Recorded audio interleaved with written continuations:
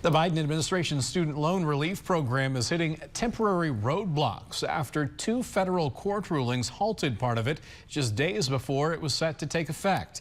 One of the two cases was led by Missouri's Attorney General.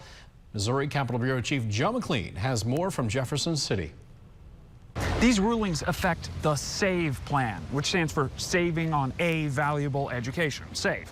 Now, the parts of this program that are already in place, those aren't going to be affected. The real impact of these rulings comes on Monday. Part of the Biden administration's latest attempt to clear out billions in federal student loan debt was put on hold this week. It would have started next Monday. The plan to lower the payments of borrowers from up to 10% of their monthly income down to 5%. To be clear, that doesn't reduce the amount that they owe, right? That's correct. That's correct.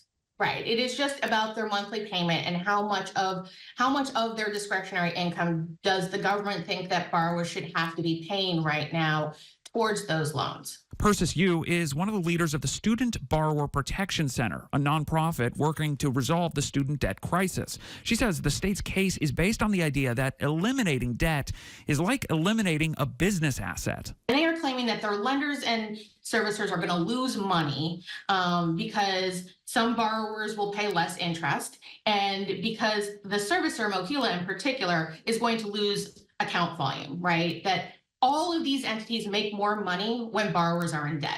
In a recent appearance on Fox News, Attorney General Bailey said his case was meant to establish limits of a president's authority to clear federally backed debt. He said, quote, "It's certainly unconstitutional because Congress has the power of the purse. It has twice rejected bills like this, once in 2019, again in 2021, and the Supreme Court's already told President Biden he can't do it now." According to the U.S. Department of Education, Missourians own just over $29 billion in student loan debt. Just over half of Missouri borrowers are over the age of 35. And the average amount of debt a Missouri borrower owes, more than $34,000. In Jefferson City, Joe McLean, WGEM News.